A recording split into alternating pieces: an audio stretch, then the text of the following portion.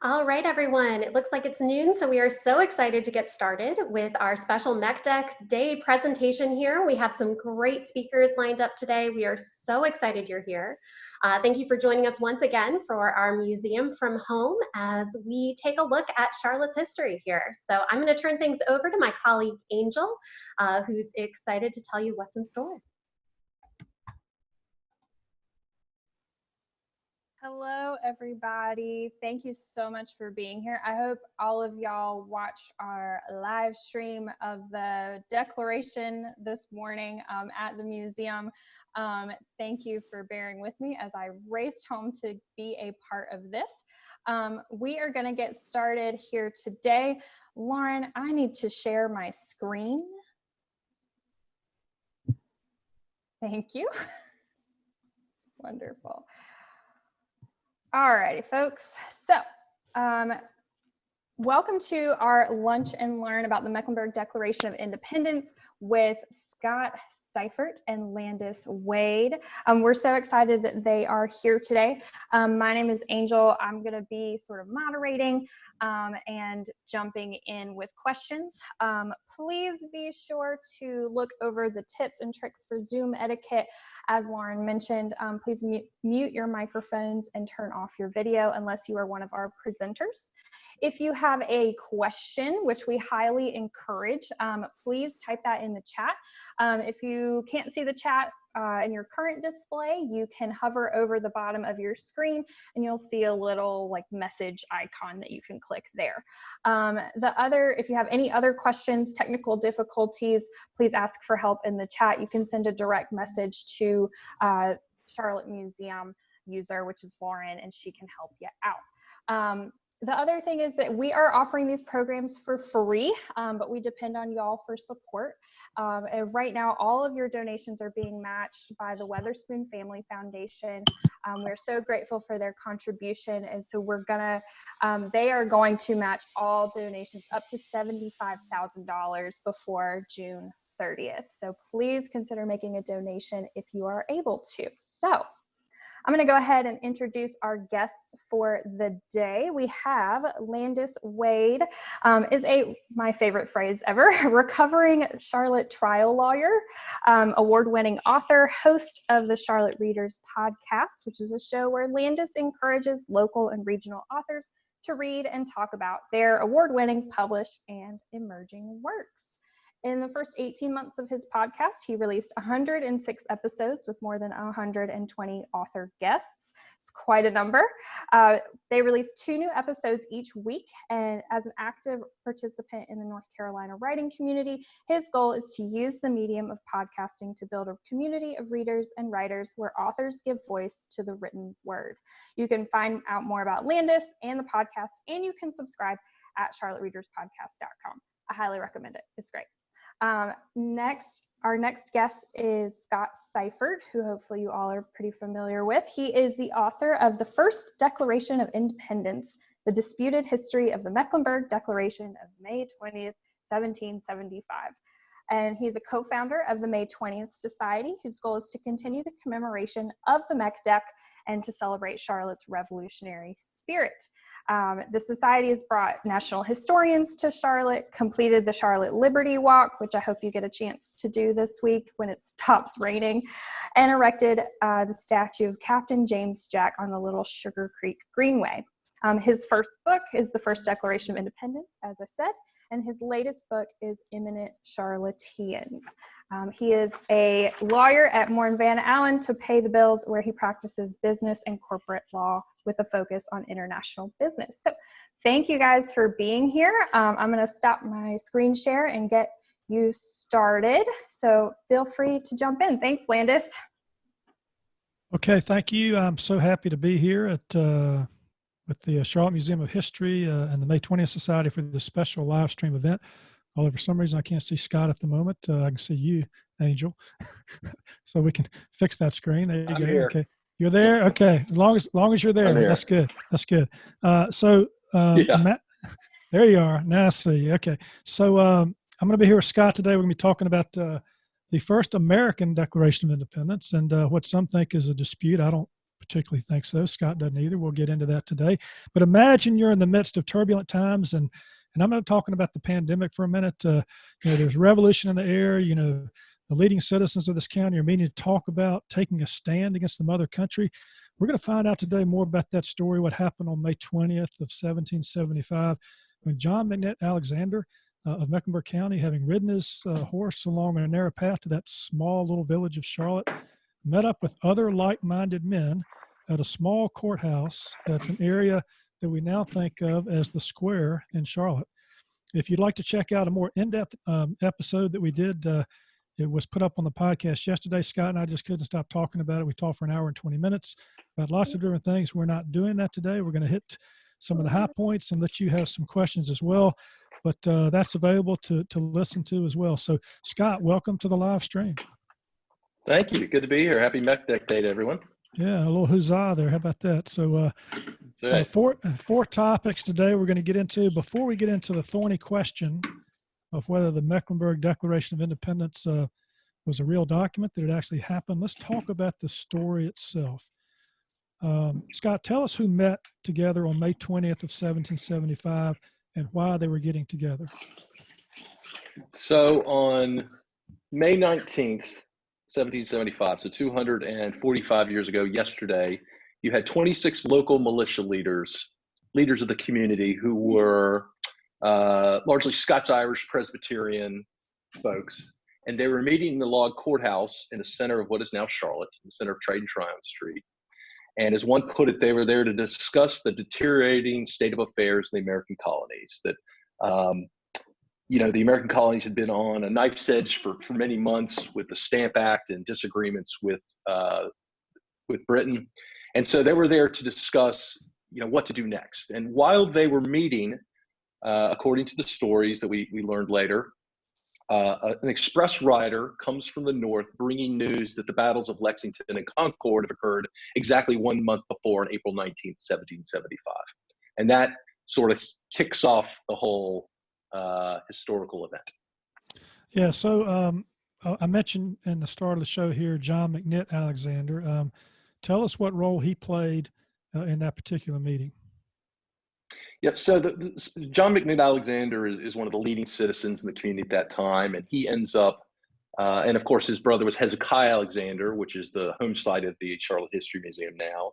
And there were either 4 or 6 other Alexanders, cousins and brothers, Charles and others, who were also participating in the meeting. We're not sure exactly who was in the meeting because there's no list of who was there. It's people's memories 50 years later saying this person was there, this person was there. But the leading characters are Thomas Polk, John McNitt Alexander, Hezekiah Alexander, Ephraim Brevard, and so forth. But John McNitt Alexander becomes a pivotal part of the story because he is the secretary of the convention, and thus he would have kept order in the meeting, kept the minutes, and kept all the records. And of course, it's his house at his estate called Alexandriana that burns down in April of 1800, in which all the original papers are lost. But we'll get to unlike his brother Hezekiah's house, who everybody can go visit at the Charlotte Museum of History, the oldest, they call it the Rock House in Mecklenburg County. His house was made of stone. Do you think maybe if he'd been keeping the Meck deck, the story might have turned out differently? Because Alexandria was made of wood, and it burned, right? Right. So yeah, it could have had a whole different outcome to this story. Exactly. Yeah, a whole different. Or if they made several copies, right? Yeah, they did make copies. I'm thinking it's probably buried in the cornerstone somewhere. We'll dig it up one day and find it. How about that? You never know, right? You never know. So okay, so we got this story. We got this group of upstanding citizens, and this is a small village at the time, right? Let's put that in perspective. Right. I mean, this is we're in the backwoods of the colonies, right? And the people who lived there kind of liked it that way because they came from where? Scott, talk about that. They're Scots. So this area, yeah, Scots-Irish Presbyterians and Presbyterians of a very dissident sect of Presbyterians. They were followers of a movement called Covenanting, many of them.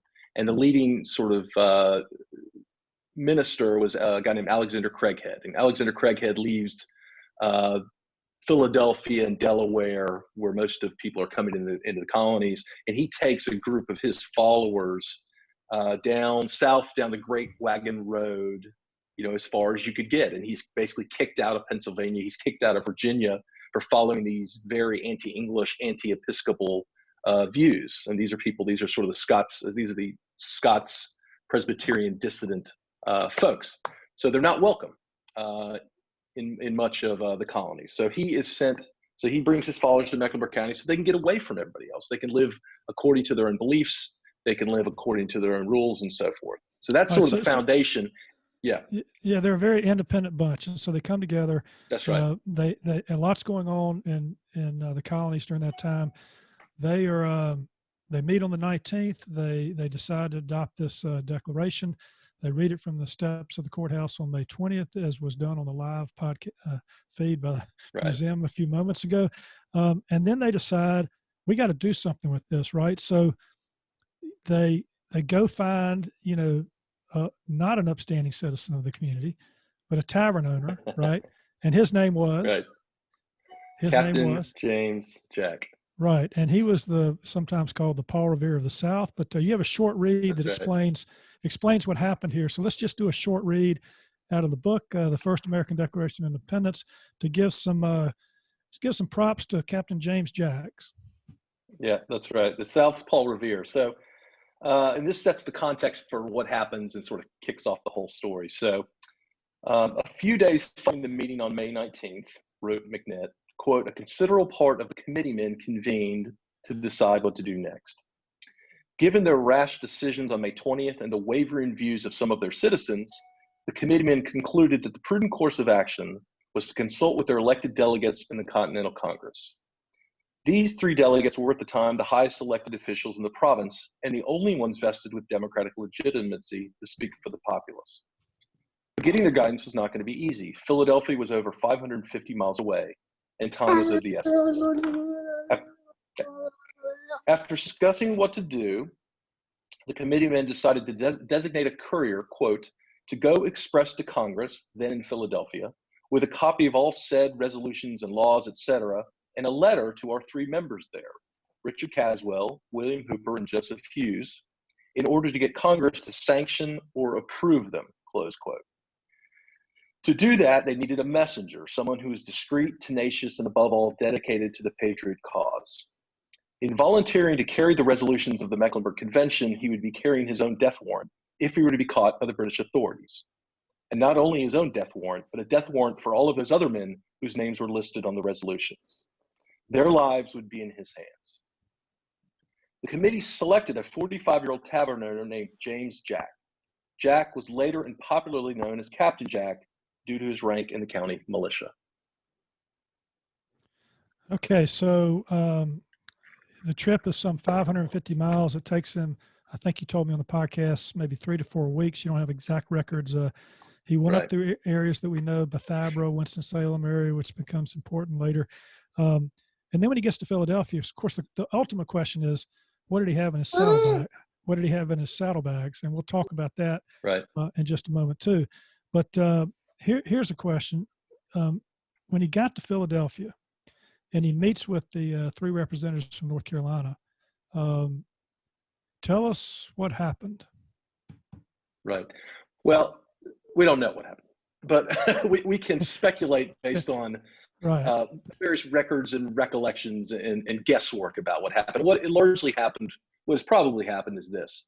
So remember, this is July, let's say, of 1775. So just several months earlier, you have the battles of Lexington and Concord, and the American colonies are on the verge of settling in civil war.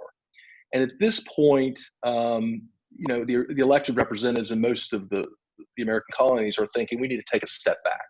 Things are getting out of control. And Congress at this point is discussing what becomes known as the Olive Branch Petition.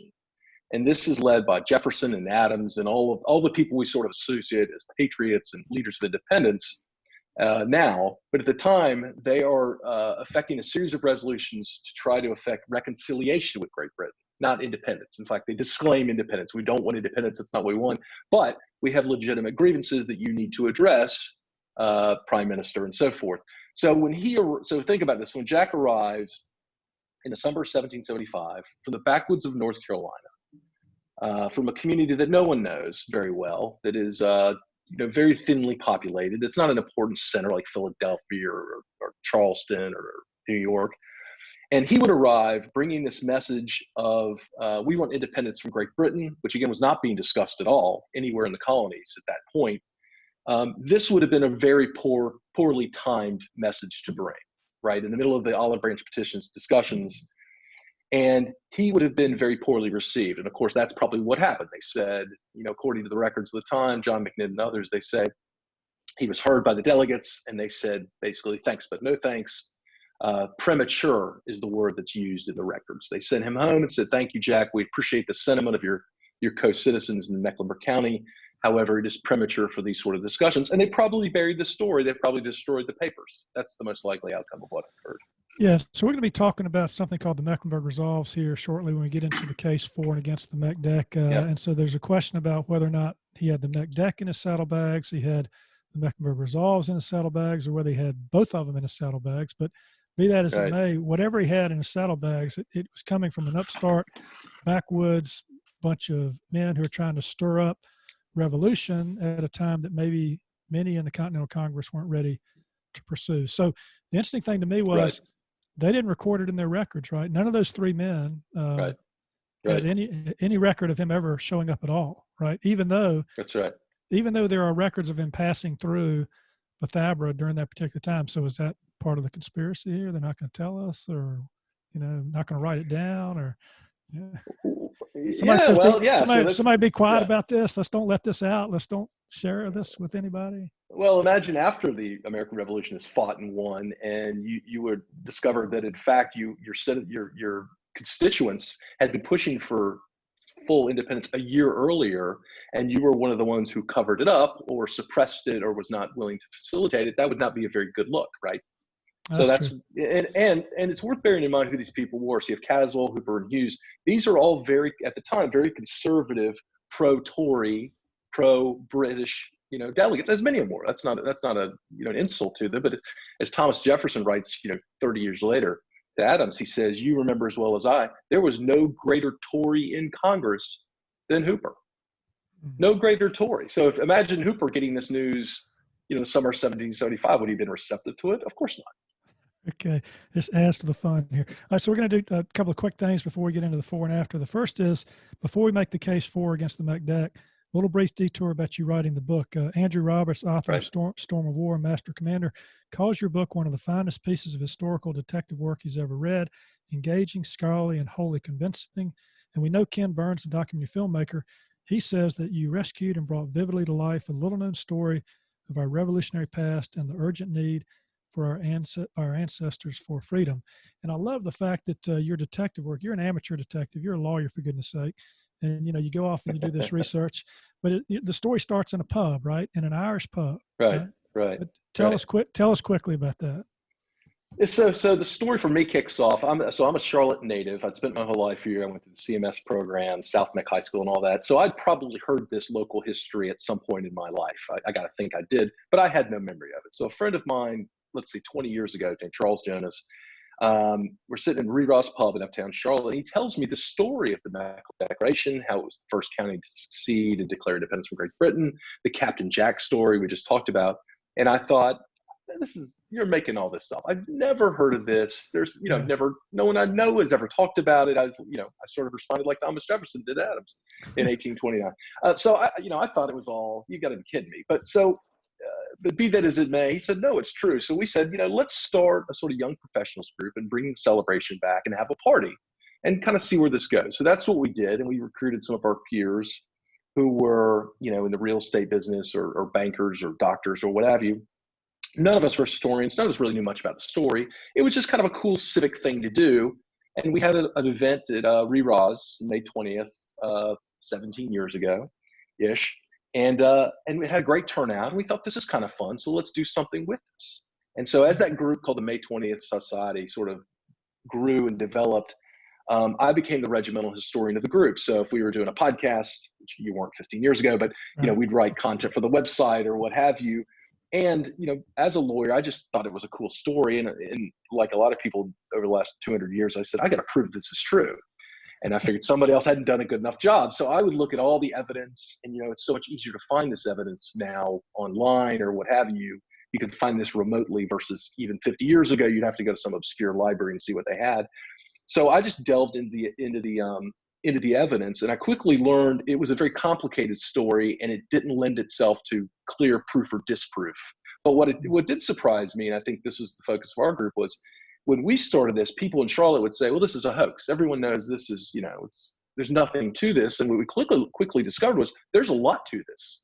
There's no definitive proof for it. Well, there is some proof you could say, but there's also no disproof of it either. But so we wanted to swing the pendulum away from no one should even talk about this in polite society to there's a lot of evidence pro and con, and you make your own mind up. And that was really the genesis of this book. I was going to treat this like a lawyer and say, here's all the proof for, con, and you're all adults. Yeah. You decide. Yeah. So you do actually disclose, you make a disclaimer up front. You're a little biased. You have this idea that you want it to be true. You want it to believe in it, but you actually, in your book, you do a good job of providing some balanced discussion on the for and against, which we're going to get into in a little bit. A few fun facts about the Meck deck before we do that. A lot of people don't realize what date appears on our state flag. What is that date? Well, of course, it's today's date, right? Yeah. That's May 20th, one of the two dates on the state flag, but May 20th, 1775 is on the state flag, and the state seal, the North Carolina state seal for that matter. Yeah. So another thing, maybe probably more important, Captain Jack's got a beer named after him, right? And there's a brewery in town that celebrates him. And for many years, there were annual celebrations here, and that has kind of ebbed and flowed over the years. But in the early days, it was a big party, right? I mean, it was a big celebration. Yeah. And just give us an example, drop some names of some of the presidents who came to Charlotte to celebrate Meck Deck Day. And this is part of what interests me very much in the story is the story itself is interesting. But what I found interesting was the fact this was such a big commemoration in North Carolina history. It's a date important enough to put on the state flag. Even in our Mecklenburg County, the focus of all this, very few people even had heard about it. And so part of this was, how does something that's such a big deal just disappear in the course of a couple generations as this had? And so my thought was, could you in 50 years, people would not know what the 4th of July is, for example. Maybe they could. So part of this, what I found interesting was how the collective memory of the community could just kind of drop this for whatever, not even for nefarious reasons, but just because of a lot of reasons. But so, as you said, this was the biggest thing in North Carolina, not just in Mecklenburg County, but in North Carolina, so much so they put it on the state flag, on the North Carolina state seal. You had 4 sitting American presidents come to Mecklenburg County to celebrate Meck Deck Day. You had Woodrow Wilson in 1916. You have Taft in 1905. Most recently, Gerald Ford in 1975. And in fact, small but kind of quirky but cool story is, when Ford came in 1975, the city of Charlotte gave out as gifts these whiskey decanters, limestone whiskey decanters, with Captain Jack in front of the courthouse. And they float around on eBay. You can still pick them up somewhere. In fact, I might grab one and show it to the crowd here. So I thought that was really interesting. And so much part of what is Charlotte, Independence Square, Freedom Park, and so forth, ties back Brevard Street, Alexander Street, Caldwell, so-and-so, ties back to this period. And so few people, including me, knew anything about it at all. So that was part of the fun of this, was people lighting up and saying, wow, I didn't know this about my own city, right? That's 260 something years old. Yeah, not only that, when the May 20th Society got started, you had speakers, you had David McCullough, Ken Burns, Cokie Roberts, and others. And when they came through here, as you told the story to me, they were believers. I mean, they were talking about this thing as if it absolutely, in their heart of hearts, believed it happened. But that leads us to the controversy, and we'll briefly touch on that before we get into the case for and against. There was a battle between presidents who hated and loved one another. Everybody knows that John Adams and Thomas Jefferson were once allies, and then they got to be enemies, but they wrote each other quite frequently. And when this came out in the late, I guess the 1820s, is that about right, the time period? About 1819 is when, 1819. Yeah, 1819. So, John Adams finds out about this, and he starts, gigging, I guess, Jefferson with some letters and communications about why he didn't know about this. And he almost went so far as to accuse Jefferson of plagiarism, right? Yeah. Well, he did go so far as to accuse Jefferson. He didn't almost. He did. Yeah. He absolutely did. Yeah. And so the reason. Which he never recanted, by the way. Which he never recanted. Okay. But they did die on the same day. So they got that going for them. So we got to, if we focus on the language, of the Mecklenburg Declaration of Independence and the Declaration of Independence in 1776. There's some words that appear in both that kind of create to this controversy. Right, Our lives, fortunes, and our most sacred honor, absolved, inalienable rights, are and of right ought to be. And yet there is, one set of words or one phrase that appears, which is sort of the heart of the dispute, right? Free and independent. Free and independent. Right. Okay. So we're going to talk about that. Now, we're not going to have time today to talk about what I think is a really fun part of the conspiracy here, maybe what you called on the podcast sort of the original governmental conspiracy that involved is dispatch number 34. But if people want to find out more about dispatch number 34, they can tune into the podcast and get that whole thing. So, so I think we're kind of leading now to the time for questions from the audience. But to set that up, we got some questions before we started about the cases for and against the legitimacy of the Meck deck. And I think it would probably be good, Scott, to start with the fact that there is no physical evidence. And you mentioned that earlier about how because there is no physical evidence one way or the other, we can't prove it. We can't necessarily disprove it. But let's talk about the case for the Meck deck for just a moment, and then we'll talk about the case against. Well, it's even more complicated than that. There is actually physical evidence, but what weight one gives the physical evidence is it's you got notes in an unknown hand and things of that nature. Just briefly, we don't have to get into all of it, but the case for and against is real. So the case for is, the case for is the government establishes a commission about 1829 and says, go find all the witnesses, go find all the papers you can find, and let's do a report, sort of the Mueller report of its time, and prove or disprove this whole thing. And so they do. And so they find, several dozen eyewitnesses who say, I was there, including Captain Jack, by the way. Captain Jack, they find him in retirement in northern Georgia at the Jack Plantation. He writes a testimony saying, I was there. Was he drunk somewhere? Was he hanging out at a tavern? That's right. He might have been. It was a very brief affidavit. But you've got affidavits from these witnesses. So this is the principal evidence for this story is you've got these very credible eyewitnesses. They are Revolutionary War veterans and ministers and so forth saying, this happened, we were there. And all their accounts are very similar. I would say 95% similar. There are some discrepancies, like someone may say Landis Wade was there and somebody else doesn't remember Landis, or my cousin was there and so forth. But on the whole, as a lawyer, you would agree, it's very credible and it's very consistent, especially that it's given 50 years later. So this is the bulk of the for case. And then you've got a lot of local legends that float around.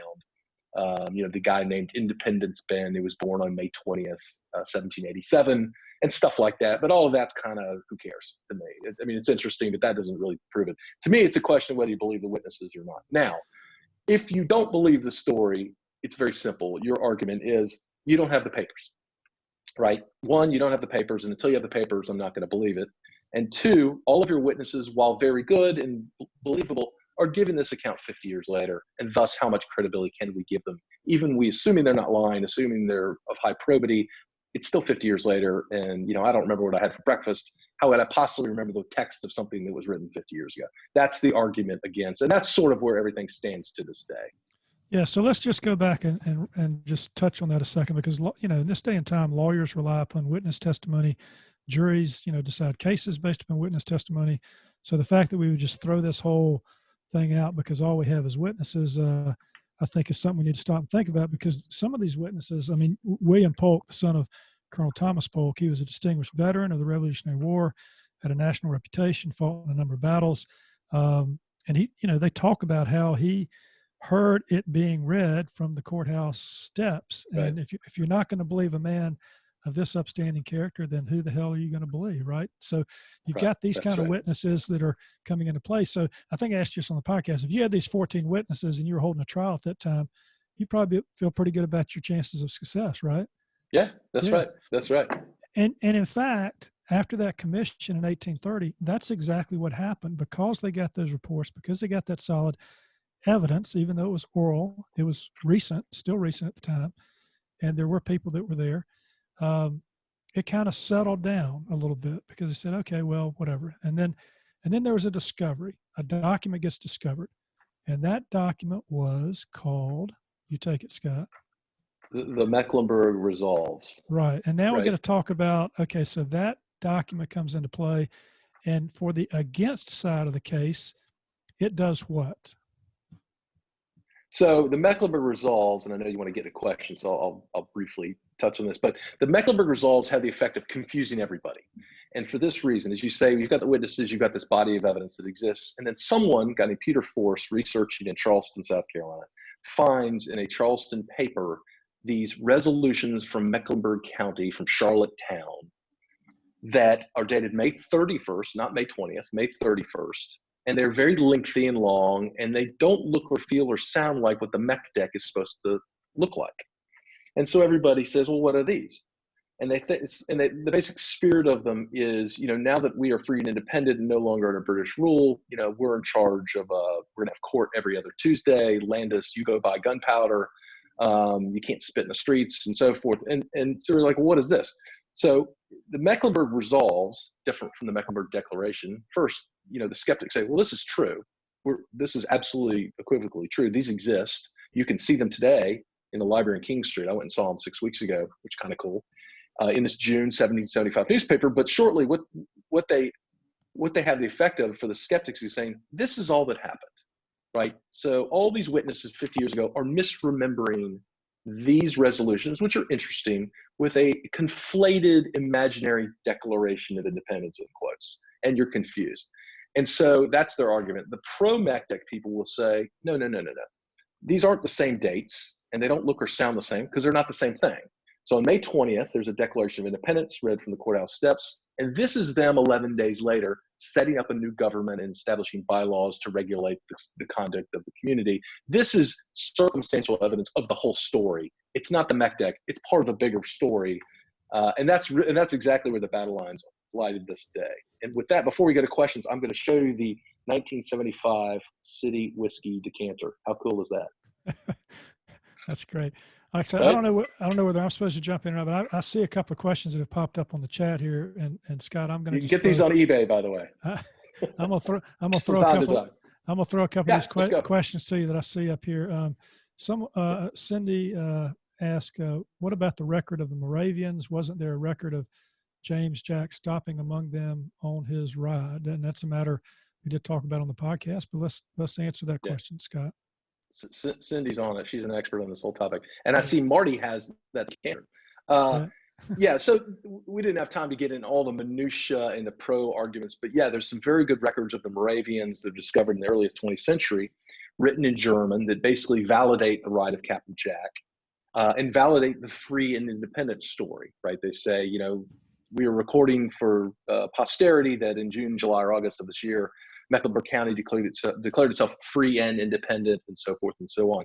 Now, the reason that's interesting is free and independent are words used in every witness's account of the Meck deck, but do not occur in the Mecklenburg Resolves. So again, for the argument that these aren't the same documents and don't reflect the same meaning, that's exhibit number one for that.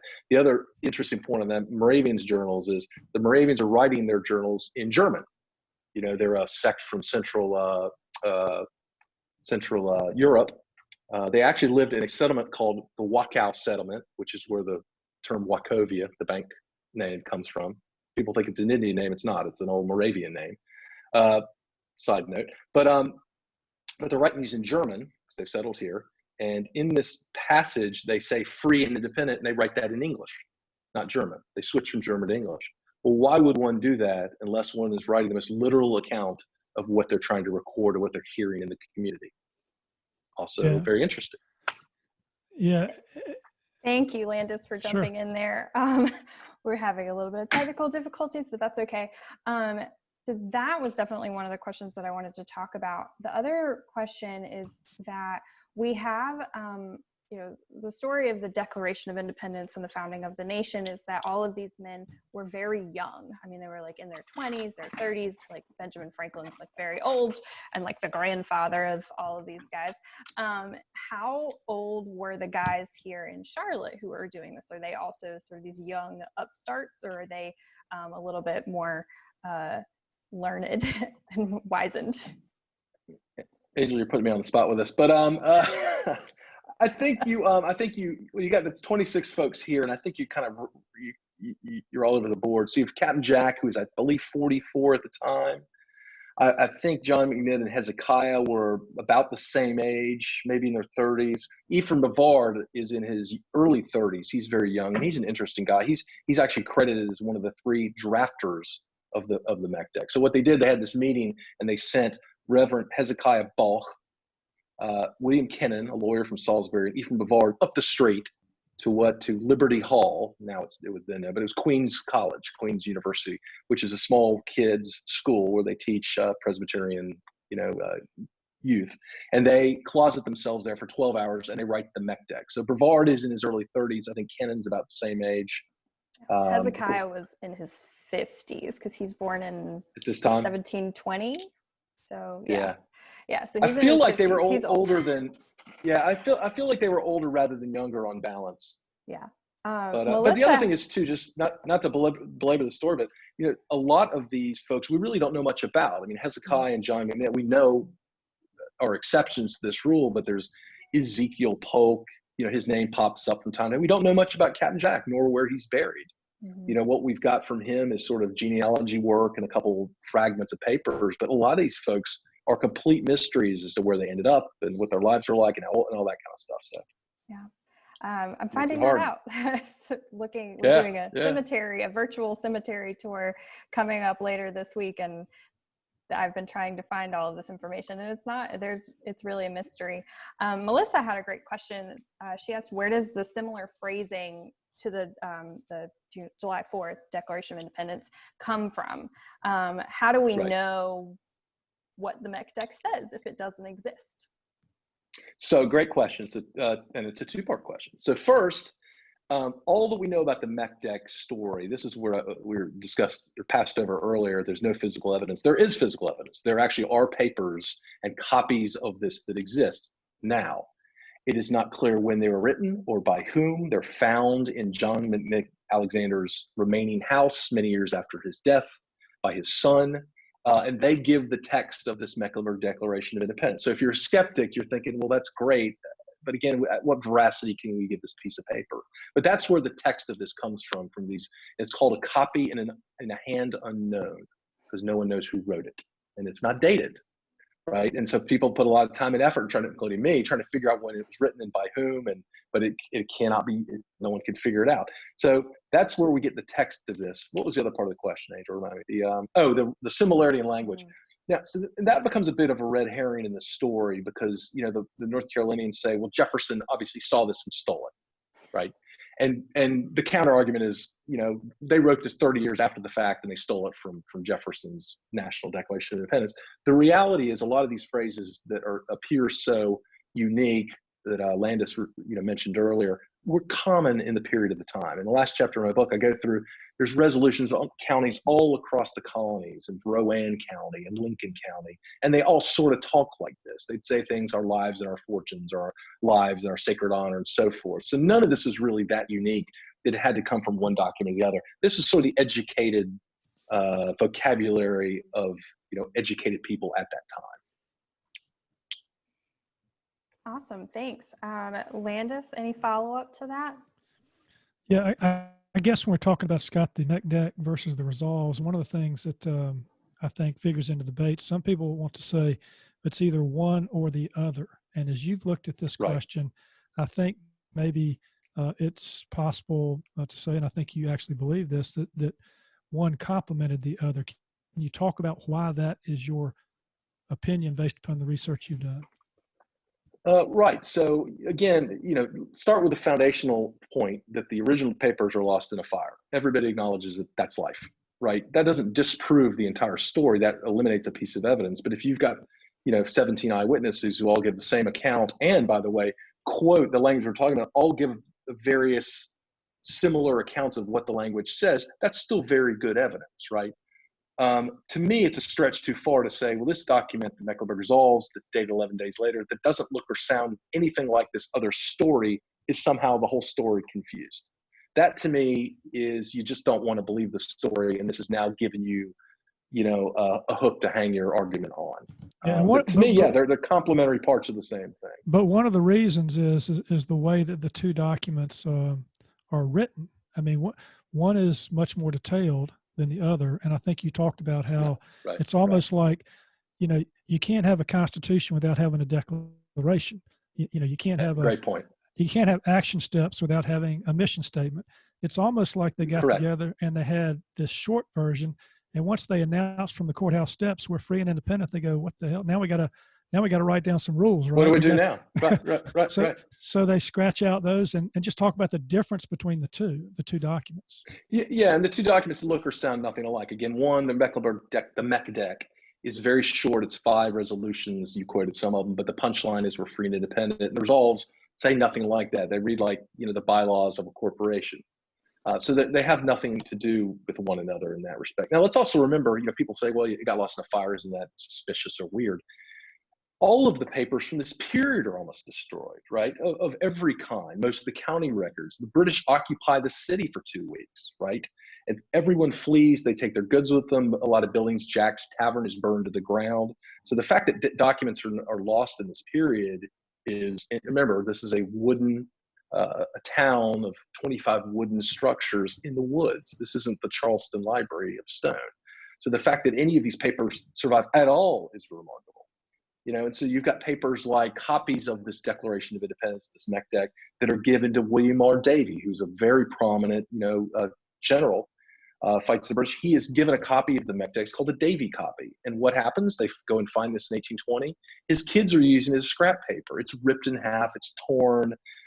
Parts of it are, you know, it's in very bad shape, but it's still, you know, a legit copy from about 1800 of this Meck deck story. And why would they give it to William R. Davie in the first place if this whole thing is a hoax, right? He's the most credible guy in the region. Why would they send Jack to Philadelphia, which everyone acknowledges happens, if this is a total non-event? Why would these things happen? So it is a circumstantial case in that respect. You got to piece together, connect the dots, so to speak. But it doesn't really make sense for this Mecklenburg Resolves to just kind of occurred in a vacuum and nobody cared that much about it.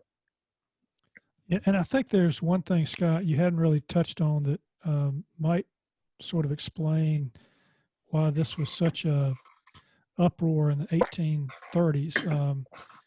Right. And we did a little bit of this on the podcast, and it's a totally different environment than it is now in terms of, you know, if we were to prove today that somebody found the Meck deck, okay, so what, you know, yeah, that's not going to change the course of history in the future. But in the 1820s, there was a lot of pride, and you talked about that, about, you know, which state was claiming the revolution for themselves, you know. Right.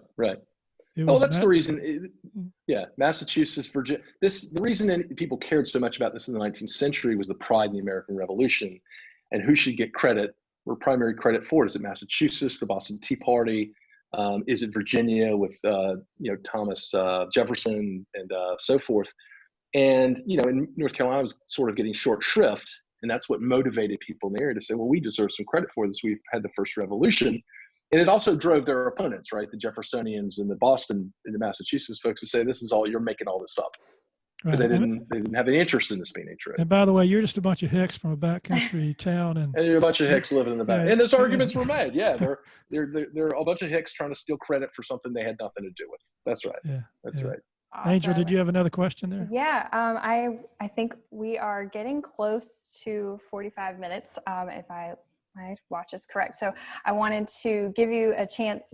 We can't get to all the questions today, but I wanted to give y'all a chance to give us your last thoughts about, you know, the Meck deck, the controversy, the history of Charlotte, and to say thanks to our visitors or our watchers out there, I guess, virtually visiting us today. So any last thoughts you'd like to share? Yeah. So we've got this just a couple of minutes left here. We talked about civic pride, and this is Meck deck week, and we're celebrating today. If you're a believer, and if you're not quite a believer but you want to get in the spirit, you can join us. We've got a couple things in Uptown Charlotte. Scott can talk about. You know, there's the Liberty Walk, which I think Lauren or Angel mentioned at the beginning of the show.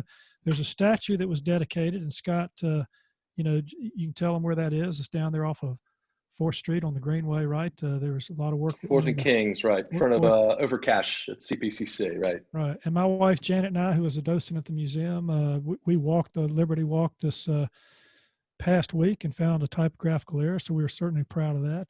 So we're not on our plaque. Not on our plaque. You didn't. Not on your plaque. Not on your plaque. Somebody else's plaque. Okay, but you've got a short read here at the end, and it's sort of you talk about the fact that the statue was commissioned. There was a big celebration. Right. It's a beautiful statue. It shows Captain Jack in full gallop. When you stand beside it, you feel like you just want to hop on and go to Philadelphia with him. It's that exciting. And so You've got a little read here, comes at the end of your book, which I think is a nice paragraph to sort of end the discussion on. Let me do that. Before I do that, let me touch on one quick thing. You mentioned the statues. So there's a project called the Trail of History that erects the bronze statues to Charlotte historical figures. And I celebrate, and some of them are of this period, Captain Jack, obviously. Joseph Graham, who, to answer a question on the chat, is a direct descendant of Billy Graham, or vice versa, direct relative of Reverend Billy Graham, who kind of are peripheral in the Meck Deck story, but very interesting. And if you were interested, my book, Eminent Charlatans, hits a lot of those folks as well as the Meck Deck folks. But the most important statue, as you point out, was the Captain Jack statue. Landis, were you going to say something? No, I was just going to say, we weren't able to cover as much today as we covered on the podcast. So if you want to listen to a more detailed discussion, Charlotte Readers podcast with the episode released yesterday, it's free on all major podcast platforms and on our website. And I think this show is going to be up again too. But those are my thoughts. Let's hear this last paragraph and let's go out and celebrate. So here's the end of the book, and this is 10 years ago today, right now actually, we were unveiling the Captain Jack statue by Chaz Fagan, local and very prominent and fantastic sculptor. Here's the conclusion of the book, and it references the statue. Historians will continue to quibble over the veracity of the story of the Mecklenburg Declaration of Independence. But on that hot day in Charlotte, the people of Mecklenburg cast their verdict in 3,000 pounds of sandy gray bronze. 235 years after the fact, and despite generations of doubters and skeptics, the spirit of Mecklenburg, the spirit of freedom and independence personified by John Hezekiah Alexander, Thomas Polk, James Jack, and others, continues to burn brightly, whatever the documents may or may not say. Boom. There you go. Huzzah. Can we hear some huzzahs out there? Huzzah, that's right. Let me unmute myself. Okay. Thank you both so much for being here. Here's our good friend Janet. When you guys took your walk at the Trail of History today, hopefully if it stops raining, everybody else will get a chance to do that. Please continue staying with the museum all week. We've got a lot of fun things coming up. We'll be revealing a very cool Captain Jack related artifact tomorrow on our Facebook page that was donated by the Lyerly family. So stay tuned for that. It should go live at about 1 or 2 o'clock. Oh, wow. It was very exciting to hold it. It was really cool. So stay tuned for that. And then if I can get this to switch, there we go. We've got May 20th. I saw Kendall's going to be on CLT After Dark tomorrow night. That's right.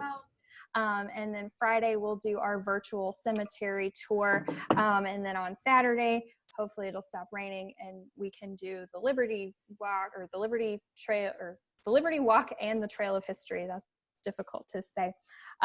You can support both the museum or the May 20th Society. You can see their websites here. Please, the May 20th Society is also a nonprofit, so I'm sure they'd love your support as well. You can subscribe to the Charlotte Readers podcast at charlottereaders.com. Find our other upcoming lunch and learns, all that fun stuff. Thank y'all so much for being a part of this, Landis and Scott. We appreciate you, and I hope y'all have a great rest of your day. Yeah, thanks. Happy Meck Deck Day. Yeah. Happy Meck Deck Day.